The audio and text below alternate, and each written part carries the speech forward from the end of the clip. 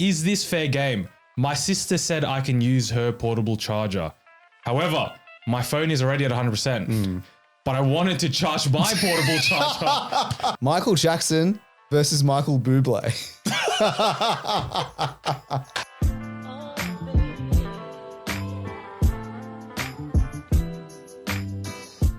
Welcome back to Critical Banter, the podcast that brings a Friday drinks chat to you. This week's episode, kind of a new segment. We've got Finding the Best. We're going to find the best person for any given name. But before that drop the week, we got me and Miguel. We have Ro. G'day. Bro, these duos episodes are Once again coming quick and fast. Is it a sign of the times? Who knows? Sen, another missing hiatus. We don't know where he is. He's got a bad back, is what he says. But alas, me and you in the stew again, Migs. Let's go. Let's chef it up. It's as if you can rest the back on a comfy sofa. But it's me and you. Yeah, what happened, bro? What happened? This week we got kindly invited to the Sydney Comedy Festival. They are running, how long is it? 1 or 2 months worth of a lot of shows, a lot of acts going on. And they had a sampler night for some people that were invited. So we got an invite. Sen once again. Last minute. No show. Sorry, I can't make it. So me and you were scrambling to find people to take the ticket off Sen. Luckily, we got a friend to come. When we got there, they hit us with a, would you like photos? We're like, yeah, sure, we'll like a photo.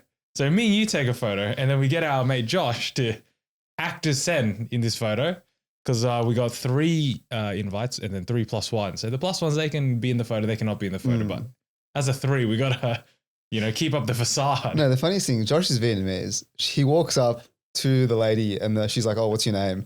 And he's like, Sen Thurin with a straight face. Did he give the full govy, like last name as well? I don't know. I don't think he gave the full govy. He's just like Sen Thurin. And then she looks down. I think he put down Sen as the name. Yeah, I asked him all that, bro, what's your plan? You're clearly not Sen Thurin. Yeah. He's like, I'm going to tell them I'm Cambodian. So he's got the backstory all thought out. Anyway, snuck in, went to the comedy show. So how it was working, it was like there was a bunch of different acts. They were doing like 5 or 6 minutes each. So it's like 6 or 7 acts. So a sampler, if you will, a little taster of the festival. But the main thing that me and Migs really wanted to go for was the free pizzas and the free beers, because it was at Young Henry's. We're like, all right, well, we're here anyway. We may as well take advantage of the freebies. So as the acts are coming, we're sitting there enjoying the comedy, don't get me wrong. But you know what I was enjoying more than the comedy? The pizza.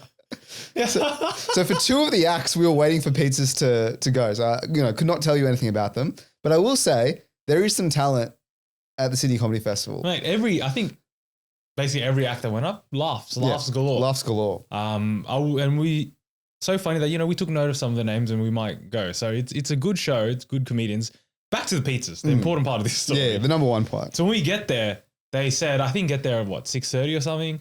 So we get there around that time. They said, the shows are going to start at 7. Grab a drink, grab a pizza, whatever it may be. So we're there. Everyone had the same idea. Get a pizza or 2 before the show and then enjoy the show in its entirety. So for a good half hour, we were scrambling to even try and get a pizza because I think they got, because there was 2 pizza ovens. Yeah, because it's not like an Eagle Boy situation. It's like they're making it on the spot. To be fair, they brought the people in. I respect that highly. So they're making it live. And it's like Neapolitan style pizzas, which to be fair, only take once they're in the oven, a minute to make. Easy, yeah. So it's easy, but there's only 2 ovens and 2 pizzas. There's probably 100 people. Yeah. So, a lot of demand, low supply. So for a good half hour, everyone scrammed to get a pizza. Hence why hunger was still high during the show. All-time high. And then I think it was the second act. That finished, and then I saw the row in front of me. During that, they kept head checking, bro, scanning, shoulder checking behind, because the pizza ovens were behind. Yeah, and then they checked for a while, and then as soon as the act was done, they ran back, pizza, right?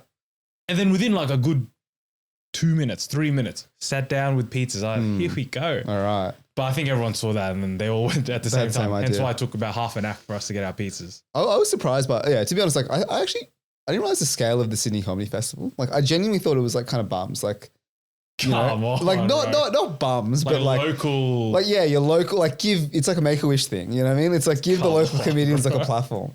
But there's international acts. I was stalking the people that you tagged on the story, they're all like relatively well known, I would say. They're actually just more known than us. Well, yeah. Who are we to say? No, of course. But like, I didn't realize that it's like a big thing. When people are flying in from overseas, there's a bunch Daniel of... Sloss is part of the whole festival. I think he's pretty big globally. Well, Kush's favorite, yeah. So it's actually a big deal. I didn't realize, like, and I was surprised by how good it was, to be honest. Like, genuinely surprised. So we're already going to one comedian, all right? So, but we will probably go to a couple. This is not even sponsored. Like, I genuinely enjoyed... We got paid in pizzas. Yeah, we got paid in pizzas. But I genuinely enjoyed the comedy. I think comedy is a great night out. Like, even if it bombs, I think it's still funny. You know what I mean? Like something to laugh at. Yeah, exactly. Whether it's their jokes or them. You laugh at something. So it's like a win-win. But that was the night. Very, very good.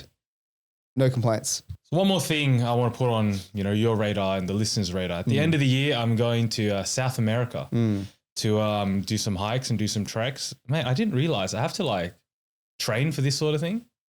No, it's like one of the it's for like the elderly. You know what I mean? To be one of them is a 5-day, 80-kilometer trek. The W trek for the hectic South. Where is that? It's a good question. Thank you. I don't know. No, it's in like Argentina, Bolivia, Peru, that sort of area. Right. I believe. Don't quote me on that one. Yeah, the W. Yeah, it's in the shape of a W, but it is difficult. Okay. As in, I thought this was like a Bondi to Coogee. Yeah. The path is made for you. Wedding cake rock type situation. Exactly. Take photos on the way. But no, it's like proper, like, because the thing about South America as well, at this time of year, I'm going to like November, the weather changes a lot. Yeah. So it's like Melbourne. On your walk, it could go from really rainy and windy to like sunny and a bit warm. So first of all, you got to pack for all that. So your bag is a bit heavy. I don't think you have like a custom bag, do you? You got to get like a proper hiking bag. Yeah, I got to get a hiking bag that straps around the waist. I can't bring my Herschel backpack from 10 years ago. Yeah, your work bag. You don't bring the backpack in. Laptop in there. Now you got to bring a proper size bag. Obviously stuff in your lunch, water, amenities. Lunch? Mate, it's a whole... I'm telling you, I think you don't realize the scale of this bad boy. 5 days, 80 kilometers. So what, 20 kilometers a day? No, that's wrong. Just under. 15-ish. 16. 16 a day for 5 days straight. Well, do you think there's a restaurant on the way or something, right? No, I thought as in like, is it you got to pack supplies for 5 days? It's not like you get to the campsite. Every night you go to a different campsite. Yeah, obviously. You don't go to the same one. Hence lunch. Right. But they from morning to night, bro. So is it like a sandwich? You just pack 5 sandwiches. The lunch is like the last thing. Well, what's the training plan? Give me the training plan. Like, what do they recommend? The training plan is I'm scaling up my walks, right? Yeah. So you go from couch to W. Couch to W, couch to 80K. Exactly. So like, I don't really walk. I'm not a hiker. Sure. I'm not a walker. I'm not any of these things. I think if I go an extended walk, my back hurts. But I'll be honest, like 15Ks a day doesn't seem bad. I think you're thinking flat. Yeah. Path. Sure. Amenities along the way. By the water. Yeah. Good vibes. So it's not. There's no path. You're climbing like rocks. It's rocky and shit, and you're going through. Yeah, but you need the poles. It's obviously not like an off the beaten track. You got to be your hands on your knees, climbing up some rocks sometimes. Yeah, it's this sort of thing, man. Incline, decline, muddy terrain, rocky terrain. No, I can picture the vibe. I think it's a lot of fun. So that's the vibe, right? Again, 5 days back to back. Yeah, sure. What I'm, emphasizing. Right, yeah. And to be fair, with like a backpack, which is probably like 20 kilos or something. Exactly. On your back. That's the sort of thing I've got to train for. Right. The backpack, I think specifically, is what I need to train for. Yeah. Training such a long distance of walk with weight on my back. Have they told you this? Like, have they told you, hey, make sure you don't come unprepared? Because like you're an active guy, so I think you'll be fine. I think there are people who are like retired going on these treks. They're the people that need the training. Like you probably could do it.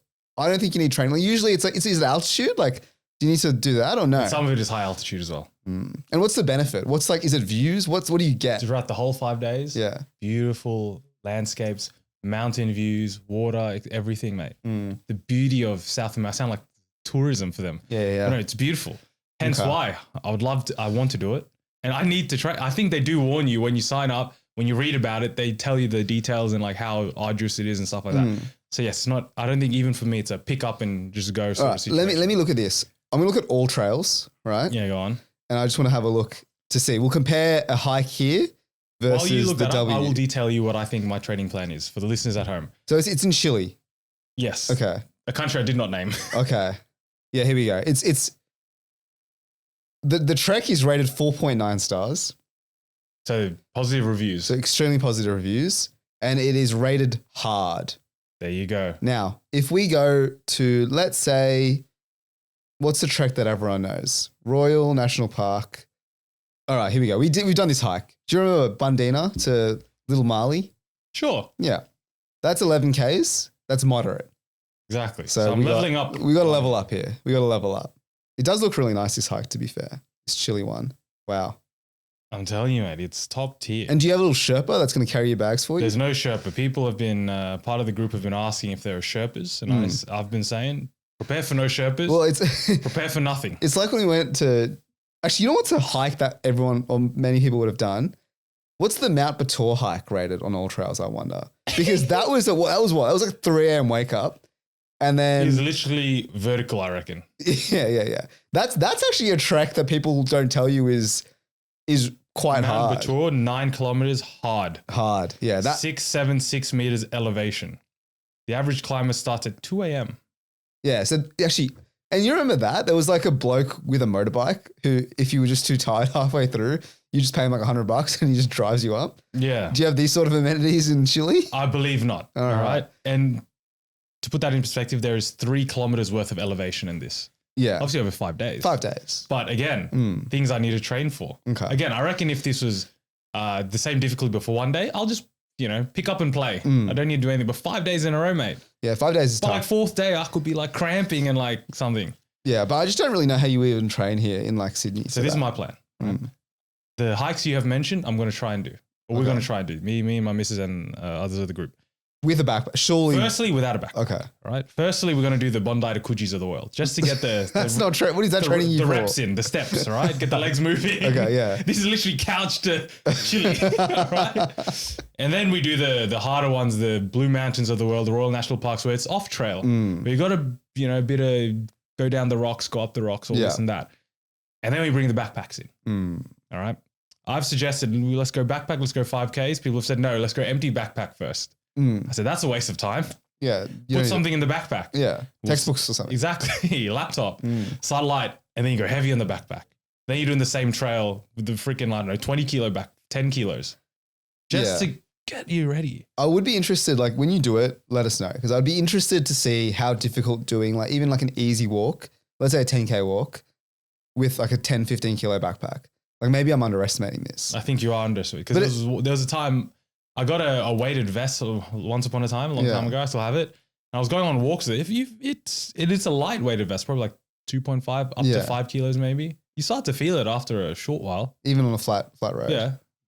So, that's what I'm putting that out there. I'm going to train. Okay. All right. And I'll see where I get to. And then also I need to buy all the stuff. I didn't realize. Yeah. Get some Salomons. I got to get the shoes. I got to get the poles, the bag. See, the poles, I don't even know what they do.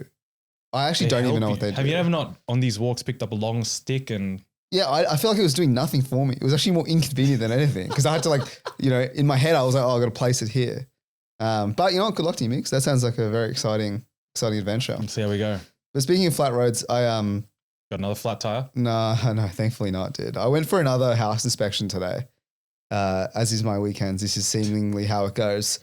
This time, not in Epping, not in Macquarie. This time, Crow's Nest, right? Oh, Beautiful little part of town. I was not competing with the Chinese. I was competing with the Australians, like white Australians this time. There was not 100 people there. There was 30 people there. So even still heavy competition. But the question is, this is like what I'm tossing up. Do I spend around $4,000 a month in rent? Or do I buy like a ramshackled place and spend that for a mortgage? Do you know what I mean? As in you live in the ramshackled place. Well, of course, yeah. But it's my ramshackle place. So like this is now, because like now I'm thinking like, bro, okay, yeah, I can live in Crow's Nest for like $900 to $1,000 a week.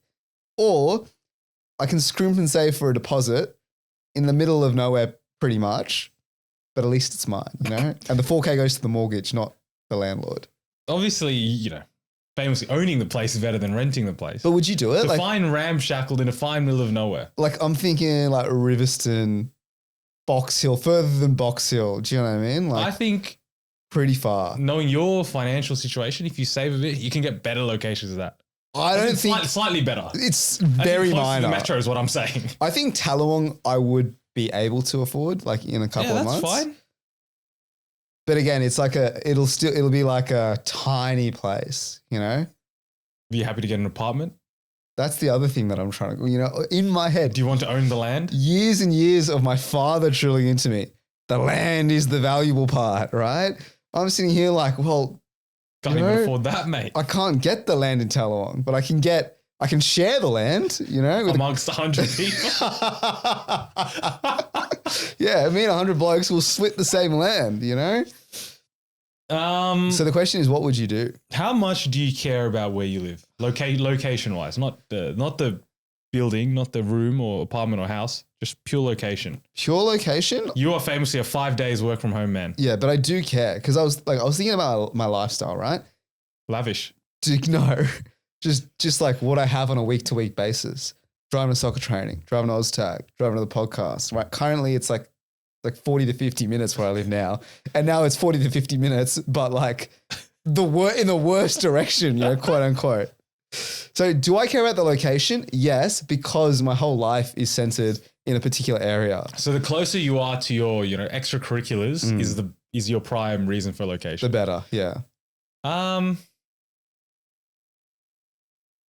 I don't know, bro. What would you do? I would. Would you live in a better location, rent it, or would you go try and buy? But I think I'm similar to you in terms of location. For me, I just want to be near the things I need to be near. Plus a convenient public transport option, i.e. metro. Metro, correct. So how far is the middle of nowhere's that you're saying to Tallawong Station? Okay, I don't know to Tallawong Station. I didn't look that up. To your house, I looked up to your house. That's a key location in your life. That's a 35-minute drive. Okay, that is quite far. Yeah. And you're driving probably 35 minutes now. With tolls, I'm driving 35 minutes, yeah. That's what, $10, $15 you're saving each drive. Yeah, it literally depends on location. Because again, if you're sticking to Biju's advice of no apartment, I think that really limits you. Yeah, it does, heavily. In terms of how non-ramshackled a place you can get. Because if you can go apartment, you can get a nice apartment in probably a decent area, being close to my house apparently. Yeah. For a good price, I think. Like the Rouse Hill adjacents of the world. Tallawong adjacents, not all the way to Riverstone. So that's the currently dilemma I'm tossing. Where are you sitting right now? Is this a thought you just thought of today after looking at Crow's Nest? This is a thought of last week after I compared against 100 people. Right. And I can't even find a place to live. And now it's like, well, if I want to find a place to live where there's less people, I've got to spend more, obviously. And it's like, do I want to do that? I don't know. But I feel like sabotaging some people, like a low key, you know what I mean? What do you mean? Dude, I don't know. There's like 30 people here, right? Let's say the rent is $850 a week. I'm putting $850 to $870. But I'm just saying I'm immediately going to try and buy people who are putting $900 a week. Right. So there's no point. So I feel like I just need to like, I don't know. I got to either rizz up the real estate agent or like sabotage the rest of the people if I want to rent. But now I'm thinking, yeah, you know what? I go to Schofield's, not a bad area. Not a bad area. Developing area. You know, 5-10 years time, they don't say much about it, but it'll be more developed, I reckon. Yeah. So already got a train station, I think. Well, we'll see how we go. But that's my house hunting. So far, 2 weeks. No luck. No bingo? No luck. Damn. Alrighty, we've got some messages sent into Instagram. People want us to chat about, you know, things that have been going on in their lives and maybe even get some advice. So, all right, first one. They write in, is this fair game? My sister said I can use her portable charger. However, my phone is already at 100%. But I wanted to charge my portable charger for my drive. I mean, I think this is greed deluxe. So you've got a perfectly charged phone. It's 100%. You're in no dire situation at all. But you're thinking, mate, if I am, I need some juice for my portable charger. Let me siphon that from my sister. I've never heard of anyone using someone else's portable charger to charge their own portable charger.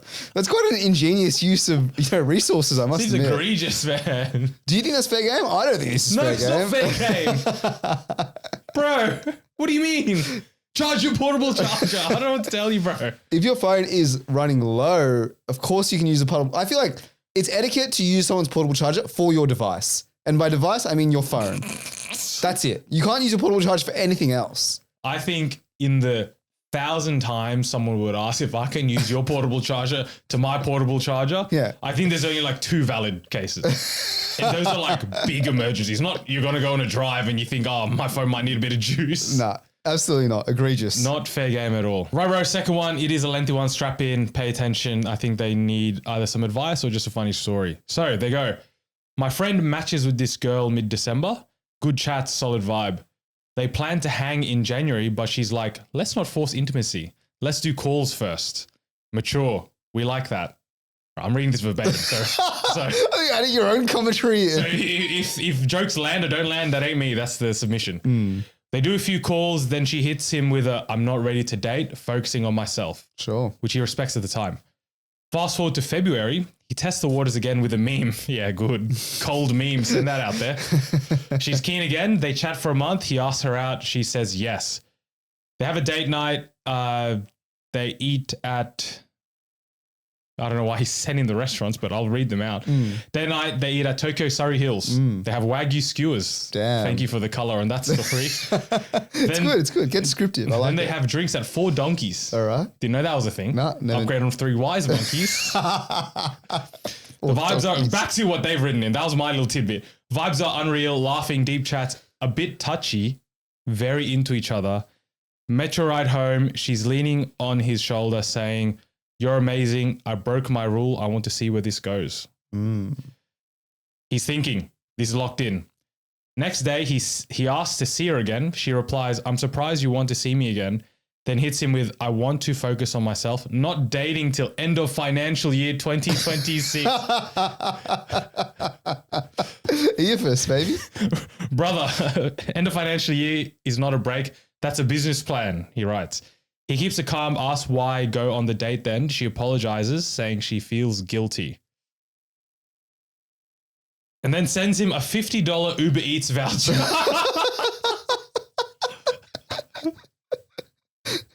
For the date. So now his friend says, hold on. You had a 10 out of 10 date, said I'm amazing, leaned on my shoulder, asked about future dates, and then refunded me. No closure, no heartbreak, just... Thanks for your time. Here's a voucher. All right. So that was quite verbose. So TLDR, he's gone on a date with someone. They had a good, he's initiated a conversation first. She's like, not today. Give me a couple of months. He then hits her up again in a couple of months. Be like, hey, with a meme, a little Instagram reel, funny. She says, yeah, let's go on a date. They go on a date. He reckons it's gone really well. She seems to have enjoyed it as well, to be fair. She's leaning on the shoulder. Then something switches the day after and she's like, well, nah, sorry. You know, it's tax season. Let's wait for end of financial year and then revisit things. Here's $50 Uber voucher for your trouble. For your troubles, essentially. Bro, I reckon she's also got that Uber Eats voucher from work or something, bro. She won it as a prize. It's like, here you go, whatever. Because if you're going to refund someone, cold hard cash. That's a pay ID situation or a beam request. You know what I mean? Like, $50 Uber Eats voucher seems I've had strange. This lying around for a while. Don't plan on using it. Here you go, sir. So what do you make of this? Move on. Mate, she was not given any signs at any point. She said enjoyed the date, but got back to her senses. And you know what? Use your Uber Eats voucher. Enjoy it. And don't come back, I think. It is a shame, though. Because, like... Would you bother after June 30th? Yeah, that's the question I wanted to ask you. Like... End of financial year, if you had a good time. What is it? Bro, it's April right now. Yeah. So Bro's got to sit on this for 2 more months. And if it's work related, maybe she's got to do work in July as well. Yeah, true. It might spill over. I have to wait till August. In my opinion, this is like just wipe your hands clean, you know, funny story. Cut your losses. Send it into your favorite podcast. And have a laugh. You know, because what can you do? It is a shame though. Like it sounds like it went well. She's leaning her head on the shoulder. And to be fair, I think what this guy's thinking is like, I've convinced her once to break her rule. Why can't I convince her again? You know what I mean? And it really depends on how good the date was. Seems to be, I don't know, but then this is his side of the story. No, well, of course, yeah. Elite vibes, 10 out of 10. But then she's also saying stuff like, you know. Broke my rule for you. Broke my rule for you. I've never met anyone like you. This is what I assume she's saying. So it is an interesting one. But I agree with you, Ro. Just cut your losses, man. This seems more trouble than it's worth. Well, there is super. If you think she's the one, though. Look, come August or even September, I don't know when she's ready. Yeah. If you're doing nothing with your time, you've got no one in your life. Yeah, send her another meme. Yeah. You send another meme. Shoot through another reel. What's the worst that could happen? Yeah, I think you go on a date, you get refunded again or whatever, man. And you know what? The refund is a nice gesture. Because like because obviously she does feel bad about this. Like I reckon she had a good time. And then she's like, oh, I probably have something in between these next couple of months that I need to like focus on. And so she's compensated him back. Yeah, it's the old work Uber Eats voucher. But it's still the gesture. Still better than either her airing him or just words. Yeah. There's some sort of tangibles. So that's why I think she's just left she's left the fishing rod in for this guy to come back. Because if she was making an excuse, hey, she wouldn't have said like, let me wait till the end of financial year. She would have just said, hey, sorry, I got to work on myself. Arbitrary. Why is she giving exact dates? Why is she giving deadlines? And Uber Eats vouchers? Am I misreading this? No, you are. You're reading it correctly. It's just whether or not he wants to wait for her. Look, I've changed my tune. Go for it if you want in August, but go with the expectation she might hit you with this again. And at that point, brother, if she hits you with another deadline, then look, we know what's happening here. Yeah, I mean, yeah, I agree. Look, so I'm just reading the messages. So he sent a screenshot of what she sent. So she says after I think they've had a discussion about like, she said, oh, I'm going to leave it till the end of financial year. He's respectfully says, I totally respect it. Had a really good time with you. And then she replies after that, says, that's so fair. Thank you very much. You too. Love heart emoji. Also, I feel so bad. You took me on such a nice date and refused to let me pay. Here's a little Uber Eats card. Please enjoy. And then it's like the link to the Uber Eats voucher. And he's love reacted that. So to be fair though, how else would she have given him money? Because like, let's say he does the same thing, right? You can't turn down an Uber Eats gift card. He cannot give the details to transfer, especially if he doesn't have pay ID. Yeah, How can she get the funds to him? Am I changing my tune now? Again. Nah, I'll stay consistent. Again, to sum up, if you're free in August and have no other love interest in your life, what's another meme? Give it a go. What's another go? Just one more thing I want to run you through, Ro. I found an article the other day and it's brief. It was a nice headline. 9 workplace trends of 2026. I'm in a workplace. You're in a workplace. I am. Have we seen these trends? So HR leader has seen these 9 trends happening. And they've explained them. And I want you to tell me if you are seeing this in your workplace, if you're worried about it, whatever it may be. The first one is, have you heard of the Great Flattening, Ro? It's where companies are reducing layers of management to become cheaper and faster. So I think there's a wide-scale thing of middle management. Go on. Get out the bin. Yeah, I see this trend. Like, I think all of the layoffs that are happening, at least in the tech industry, is basically getting rid of all the middle managers. Because realistically, middle management is you're just kind of paper pushing in the sense that you get a directive from above you and then you pass it on to the juniors below you. And then you kind of just do that back and forth transition. So really, are you actually adding value? Like you're adding less value than an individual contributor, right? Because you're not actually building the thing and actually working with the thing, but you're also not setting the strategy and the vision. So it's like, you're just what are you taking there for? workload off someone else's plate. Yeah, exactly. And then you're just distributing it amongst your, direct reports. So I can see the great flattening. I 100% think this is a trend for sure. Play on. Next one we have, Ro. Have you heard of emotional salary? No, I mean, I get emotional about my salary. So if that's what you're talking about. Who doesn't? It's where employees nowadays are valuing non-monetary benefits as much as pay. Nah, no way. So stuff like a 4-day work week, remote working, mental health support. Okay, so we've talked about, we've ranked perks. I think we put perks on a tier list. Yeah, 4-day work weeks are good. I'm not hearing of any companies that are actually doing it. So, okay. So let's say for easy numbers, you're on 100 grand. Sure. Right?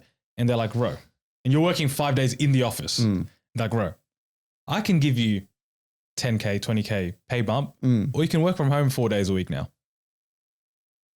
That's an interesting one. I still think I'm taking the money. What if it was 10K? Versus 4 days work from home? Yeah. Well, this is the problem. Is there a price to put on the 4 days at home, for example? Because like this is what I'm saying. Like I think with 100 grand to 110 grand, I think like you probably still take the money, to be honest. But let's say if you're on 200 grand to 210 grand, yeah, of course you're taking the work from home. Yeah. That's what I mean. Like it depends on where you're at. But if you're saying this is young people who are on like, let's say a $70,000 or $80,000 a year, like grad salary, 60, 80 grand perhaps, I think the additional money is way more marginally useful than a perk. And what about this? Your next promotion, instead of they choose either you get your salary increase, so obviously the percent of whatever you're earning, or you get to work 4 days instead of 5 days a week. Well, that's different though, because like if you're working different scenario. No, no, because if you're working 4 days a week, you're reducing your work by 20%, but you're keeping the same salary. Yeah. So it's effectively a 20% bump anyway. Or you can get the equivalent bump. 5 days we get equivalent salary. Okay. 4-day work week is a great perk, but no one's offering that. So this is a fake scenario. What the perks are is like, hey, we'll pay for your gym membership, or we'll pay for wellness benefits. You know, they pay for your monitor, that type of stuff. Yeah.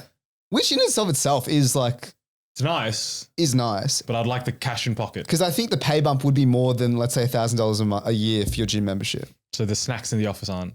No, the snacks are not worth it. Like I'm trying to buy a house now. Like the bloody office snacks aren't doing it for me. You know what I'm saying? All right, fair enough. The next one, Ro, have you heard of job hugging?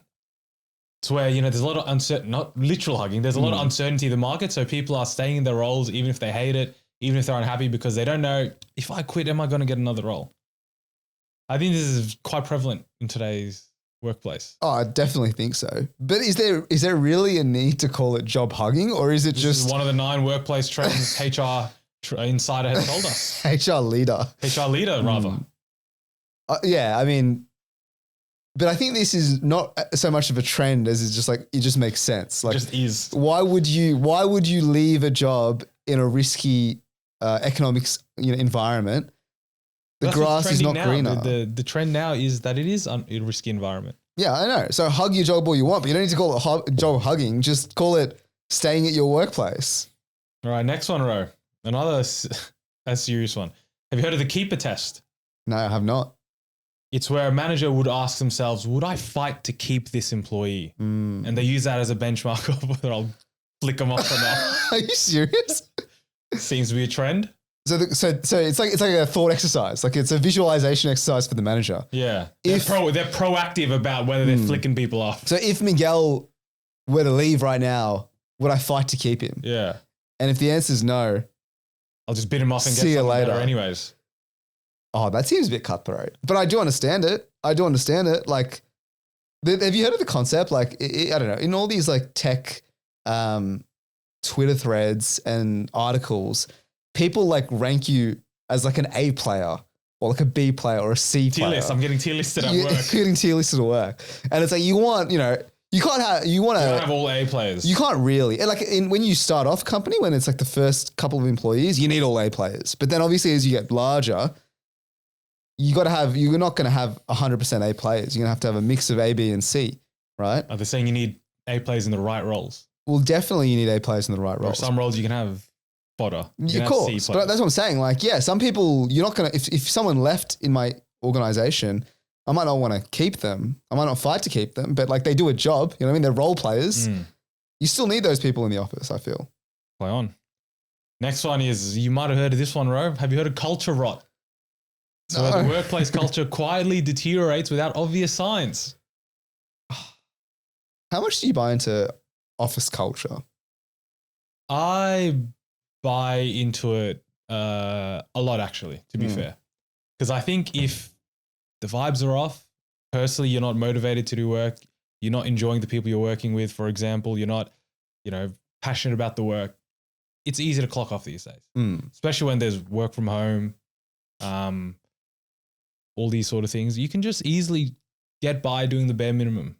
So if there's a good culture, that'll lift everyone up and it'll force people to do work. But I also think it makes your life fun. Like, I mean, Sen talks about it all the time. He talks about his work stories, his workmates. Sen, don't take his word for it, man. He's big corporate. No, but I'm saying like I feel like his company or at least his team has a good office culture. I feel like that's why he is the way he is, because of the good culture. No, I think he enjoys what he does more so than the actual work itself, the people around him. So I definitely buy into it. You're saying culture rot is what? When it insidiously disappears? And this is a trend?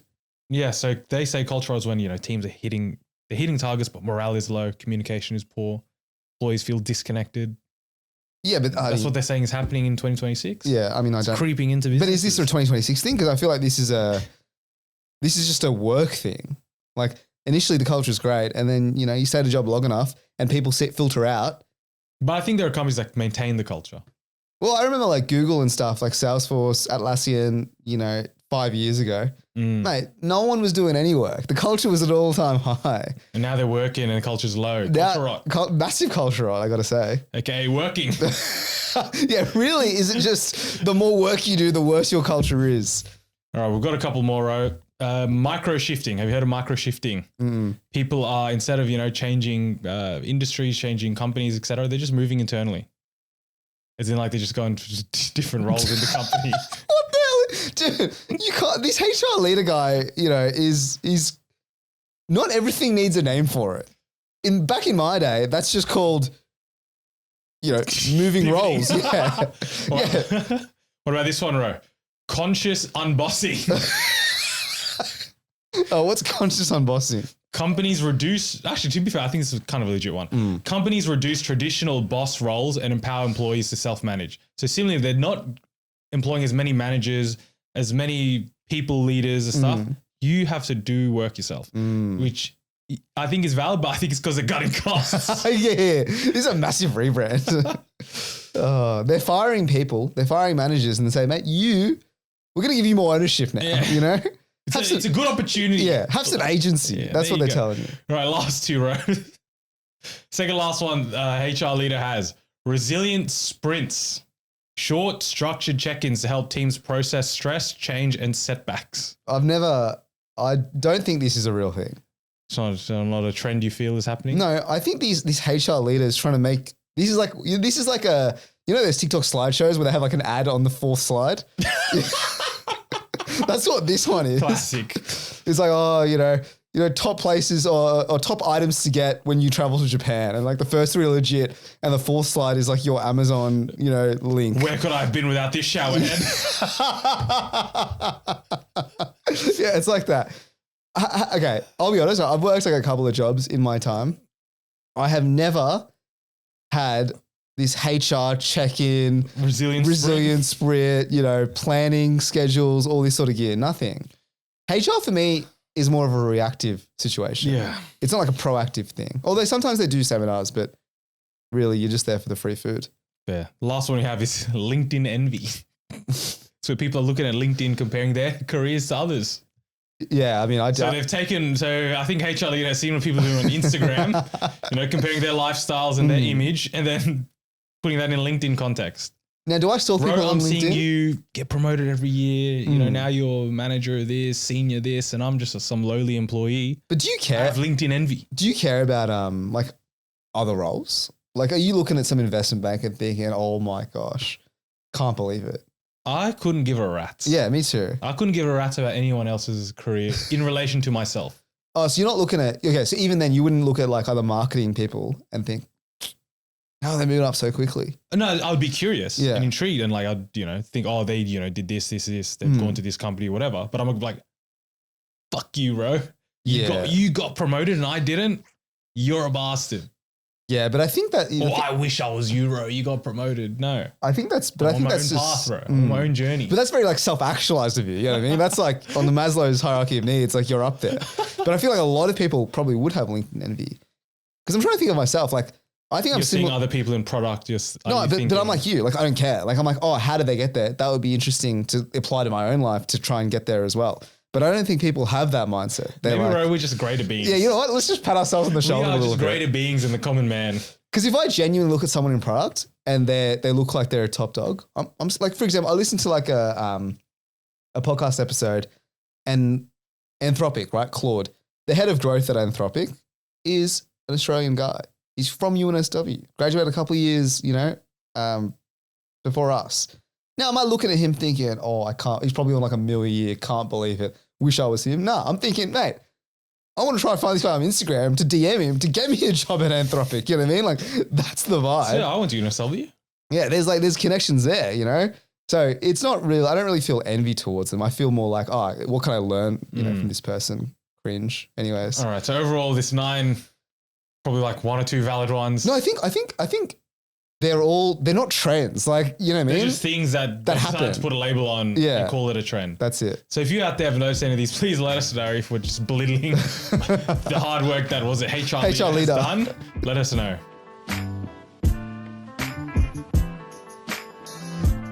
All right, ladies and gentlemen, we are doing Finding the Best. So how it's going to work today is I'm going to give you a name and we're going to be finding the best person, the best individual who shares that name. So for instance, who's the best Bruno? You might have Bruno Mars. You might have Bruno Fernandes.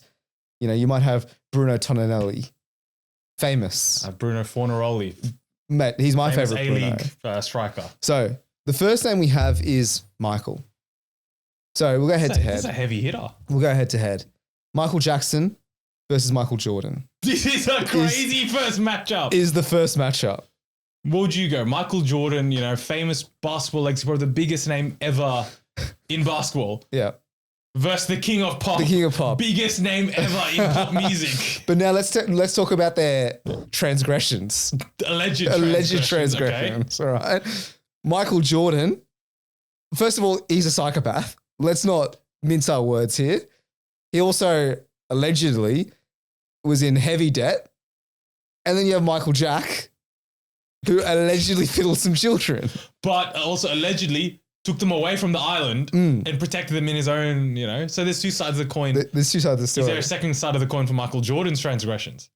No, I think he's a dead set psychopath. But of course, one of the greatest basketballers of all time. One of the greatest fadeaway jumpers of all time. Now, is he the greatest basketballer of all time? In debate. But what would you say? I would say no. You say LeBron? I would say LeBron. Okay. Well, Michael Jackson, where's the debate? I think there's no competition with Michael Where's the Jackson. competition? As a singular figure in pop music, I think there's no debate. He apparently he had like the most watched Super Bowl until I think Bad Bunny. Of course he did. You know what I mean? Did you see like the first 3 minutes of that? No, I haven't seen it. He just stood there. What do you mean? And they're all clapping for him. Wow. Like 3 minutes. That's aura. Must be nice. That is aura. So we're going to say Michael I think Jack. I'm going Michael Jack. Controversially, potentially. All right. Michael Jackson versus Michael Phelps. So now here you have 2 undisputed champions of their individual genre. Well, what was the Olympics? 2008? 2008. Where you got how many? 8 gold medals, was it? It was all of them. I just remember the photo. All of them. All of them. With all the medals around his neck. And they're all gold. That aura. So the question is King of Pop versus King of Swimming. Let me pose this to you. Yeah. What do you care more about? Pop music or competitive swimming? Yeah, that's true. Because if you think about it, really, I don't think anyone cares about swimming like the 3 years before or after the Olympics. You know what I mean? Like I'm into the swimming at the Olympics and I'll give you maybe the Commonwealth Games when it shows around. So I'm going to give Michael Jack. Michael Jack. All right. We'll go one more and I don't think it's going to be close. Michael Jackson versus Michael Bublé. Michael Bublé's got some Santa Claus coming to town. Mate, the Christmas hits. Yeah, and I like his tunes all around. Everything, you know that song? Nah. And that's all you need to know. If I don't, mate, you give me Michael Jackson's song. Billie Jean. Mate, of course I know that song. I think everyone knows that song. Yeah, look, now, we're comparing apples to apples. It is Michael Jack. And Michael Jack has the better apple. Right, I've got some names for you, some honorable mentions. You've somehow got all the heavy hitters, but I've got some names. We did Michael Jackson versus Michael Jordan. Now, what about Michael Jackson versus Michael B. Jordan? Well. Was it Oscar winner? Recent Oscar winner, I think. Double check that. Are you sure? Yeah, he won an award. What was the awards recently? I don't know. I don't care about actors. But let's put it this way, right? Michael Jackson is not as hot as Michael B. Jordan.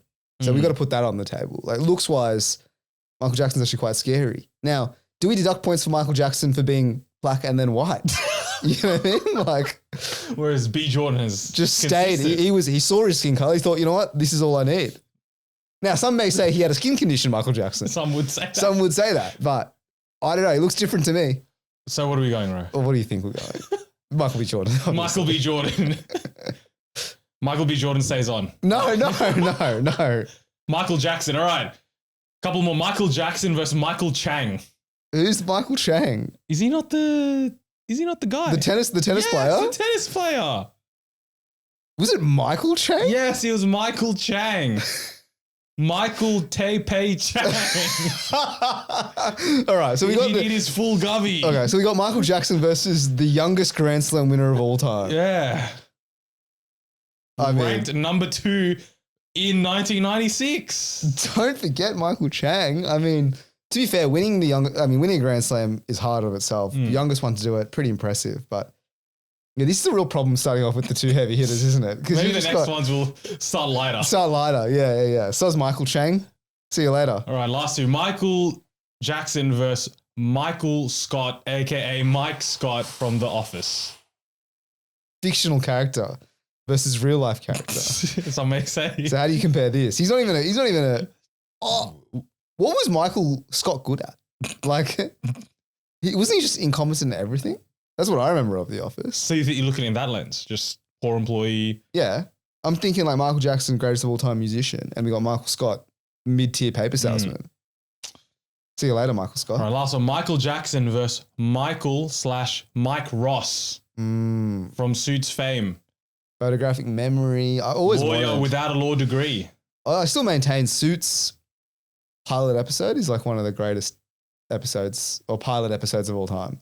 It got me hooked when I was in high school. I remember like watching the first episode and I was in.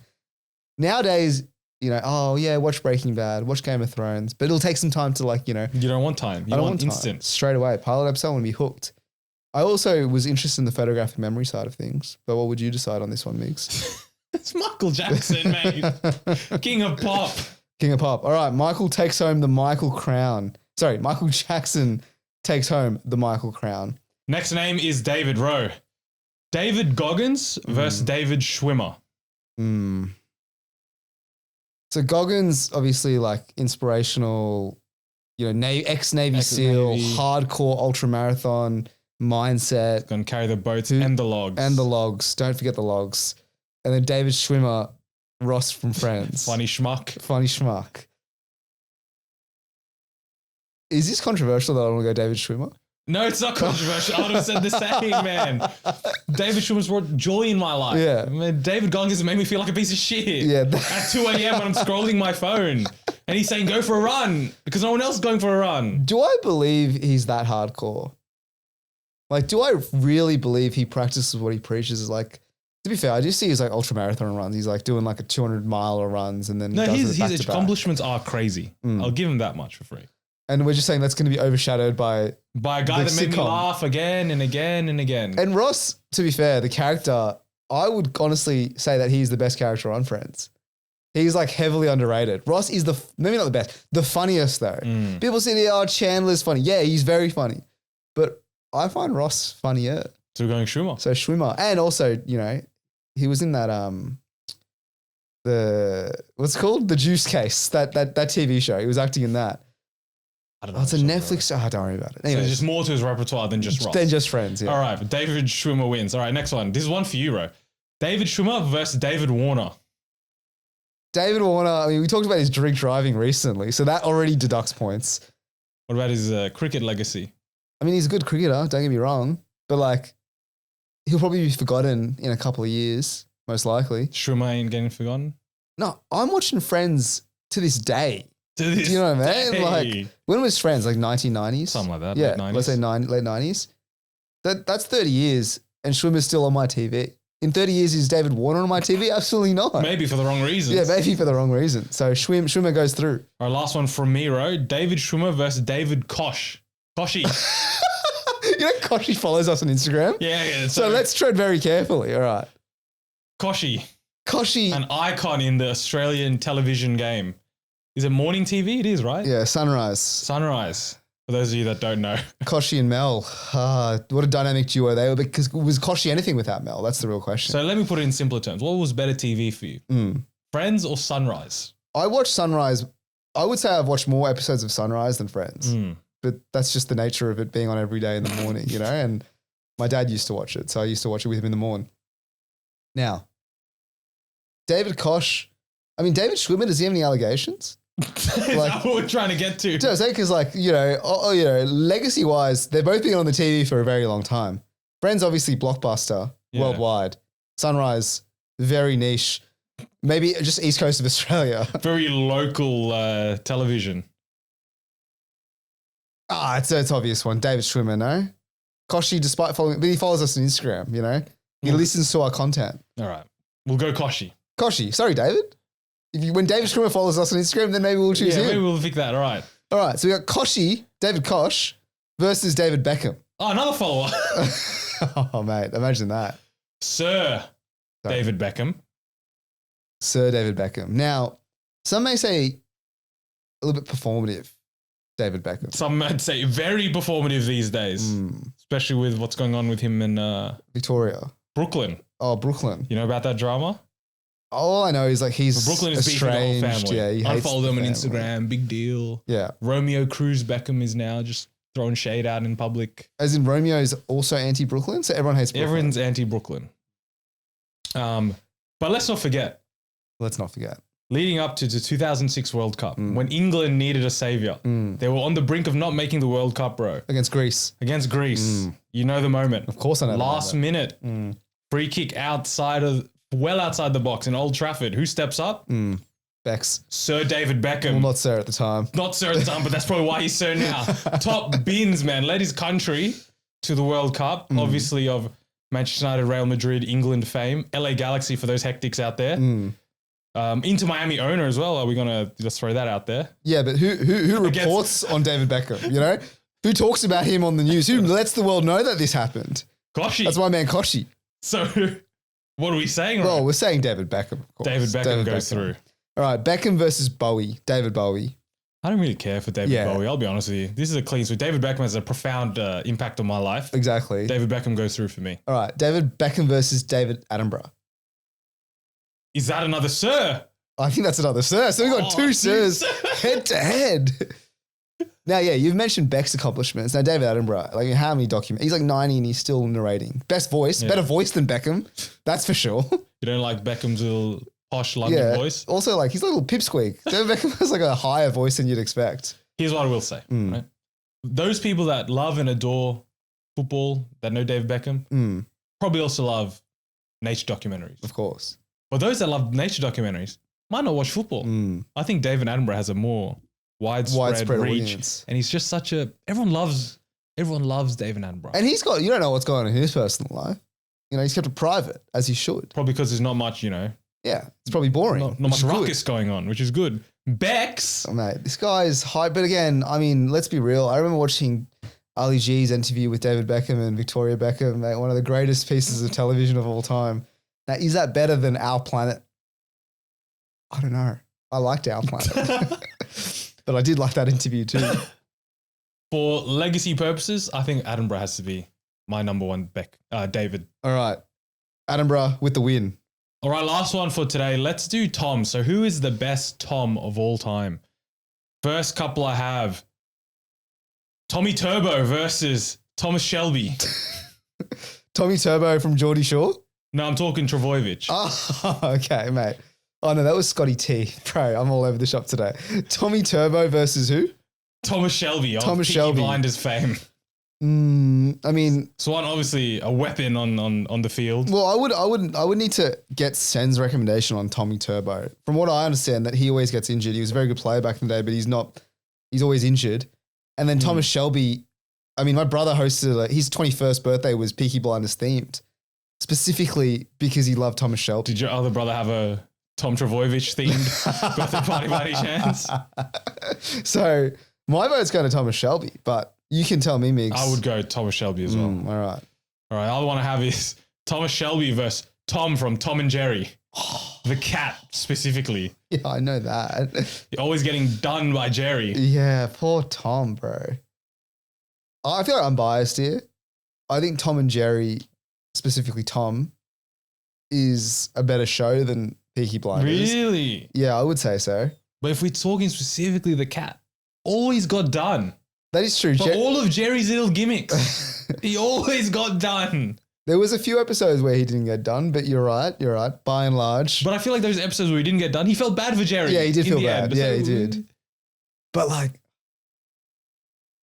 Thomas Shelby, like he's just a bit of a gangster, you know what I mean? Irish wolfhound. King of the Gypsies, they call him. You got Tom, a cat, from one of the greatest TV shows of all time. Look, I'm happy to go, Tom from Tom and Jerry, but I just want to put that out there. He wasn't this, you got to remember who he is as a person. Well, let's just put this out there, right? Tom and Jerry, there was no words. Do you know what I mean? Like, that is true. So Thomas Shelby had to talk and get all this, fame, right? Tom and Jerry was a great show without a single word uttered. So, his tongue stapled every second episode. His head bashed in by Jerry's mousetraps. Such a violent show for kids. My vote's for Tom from Tom and Jerry. I'm happy to go Tom. Okay, all right. Next up, we have Tom from Tom and Jerry versus Tom Cruise. Tom Cruise, I don't know what he's more famous for, Mission Impossible or Scientology. Probably Scientology. True. Although Mission Impossible is up to like Mission Impossible like 15 or does something. Does his own stunts. So does Tom from Tom and Jerry. He does his own stunts. What do you think he's doing? Is it? Like, yeah, everyone is like, oh, he does his own stunts. Like, is that really that impressive? I think it kind of is if you see some of them, like jumping out of a plane and all this and that. And like, motorbikes go off the ramp, he's doing that. Is he driving the motorbike and stuff? I think so, yeah. Okay, fairly impressive. But again, I don't care for Tom Cruise. Mission Impossible, I don't really care for. Yeah, also he's a midget. He's like 170. And you are? Well, I'm a bit taller than him. Okay. But he's a midget, but he wears lifts in his shoes to look taller. Okay. So insecure midget. Okay. Unlike you, no lifts. No lifts. Just insecurity. All right, I'll go Tom from Tom and Jerry. All right. Then we got Tom from Tom and Jerry versus Tom Brady. The GOAT, some might say. GOAT up there with Aaron Rodgers. Well, if you want like a good, like maybe hour of just like inspiration, just go on YouTube. Just look up Tom Brady, like, inspiration. And it's like a story of how he was drafted. Yeah, what was he drafted? Like 199, like the 199th draft pick, New England Patriots. He was unathletic. Coaching report said he can't throw a tight spiral, all this and all that. And look at him now. Yeah, look at him now. Well, he was married to, who was it? Giselle Bundchen, but I think that was done. No longer. But I think he loved football too much, I think was the story. Oh, really? Because he retired to spend time with his wife and kids, and then he unretired the next year and play. And then I think he won. So, mate, oh, wow. All right. So it was worth it then. His love of the game was bigger than the love for anything else. Damn. That's actually who you're competing against, like just in general. Like you're competing against like people who are like not even, like it could be at work as well. You just compete against these psychos who will sacrifice everything for the love of the game.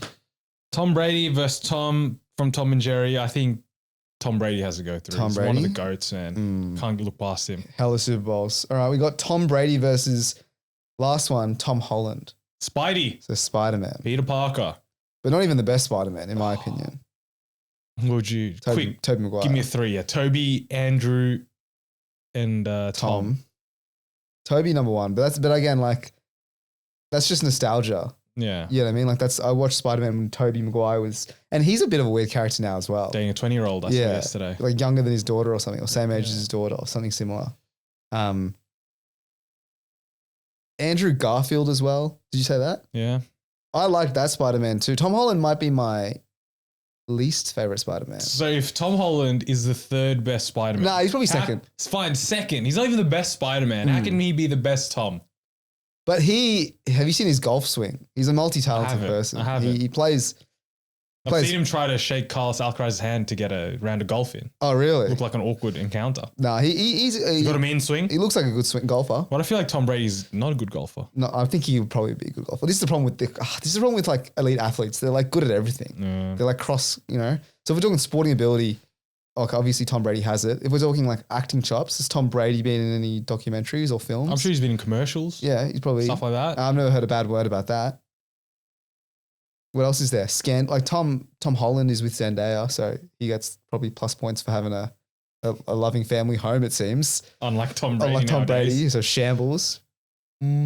But again, I go back to it. If he is not the greatest Spider-Man, how can he be the greatest Tom? Yeah, Tom Brady it is. Tom Brady, number one. If there are any other names you want us to go through, mate, send them our way. If there are any Toms, what do we go through? Tom, Wills, and David. No, we didn't go through Will. No, we didn't go through Will. Tom, David, Michael. If there are any we missed, please let us know.